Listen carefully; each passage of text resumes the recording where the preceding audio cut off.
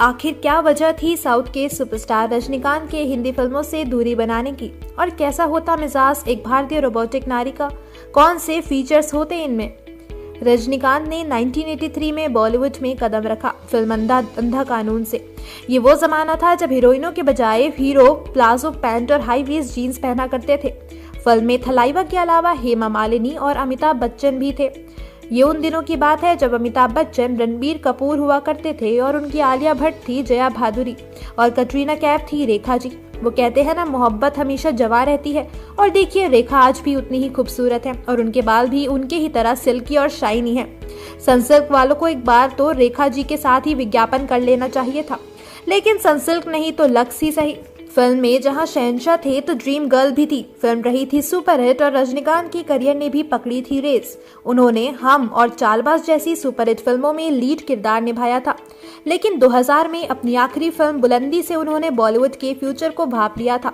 उन्होंने शायद काले चश्मे से करण जौहर की film student of the year 2 और कलंक का भविष्य देख लिया था।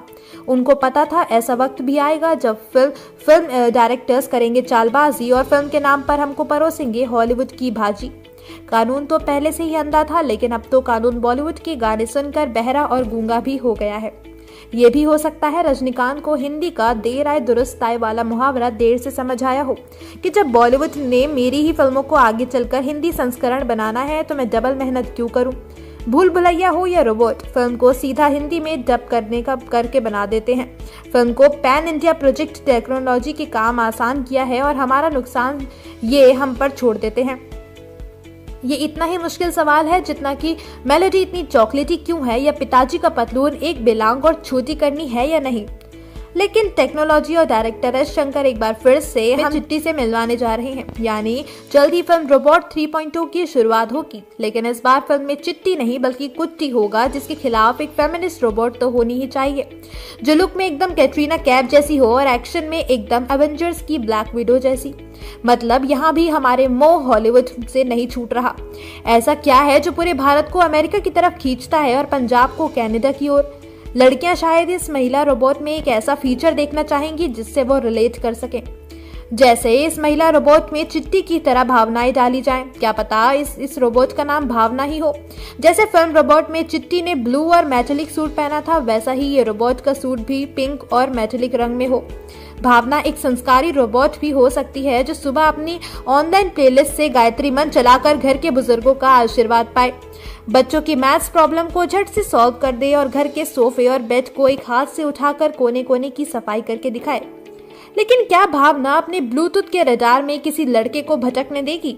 और क्या हो सकता है इस महिला रोबोट के पास वो शक्ति हो जो हर लड़की पाना चाहती हो, अपने बॉयफ्रेंड का झूठ पकड़ने का फीचर? क्या पता भावना की आंखों में एक एआई इंस्ट्रक्टेड एक्सरे हो जिससे वो हर किसी का भी झूठ पकड़ सके। जब सोफिया, आप सोफिया को ही देख लीजिए। सोफिया दुबई की एक रोबोट है जिसे हॉलीवुड एक्टर विल स्मिथ ने प्रपोज किया था, लेकिन सोफिया इंटेलिजेंट है। इसके डेटाबेस में विल स्मिथ से जुड़े पहले ही कई रिकॉर्ड्स शामिल थे जिनसे इसको बताया होगा कि विल स्मिथ पहले से ही शादीशुदा है। तभी सोफिया ने भी जवाब दिया कि अब्बा नहीं मानेंगे। तो अगर एक खूबसूरत रोबोटिक महिला आपको प्रपोज करे तो क्या होगा आपका जवाब? वहीं क्या भावना कुट्टी को भी कर देती फेल? आपका क्या कहना है इस बारे में, हमें कमेंट करके जरूर बताइएगा। वीडियो अगर पसंद आया हो तो इसे लाइक करें, शेयर करें और हमारे चैनल बॉलीग्राड स्टूडियोज को सब्सक्राइब करें।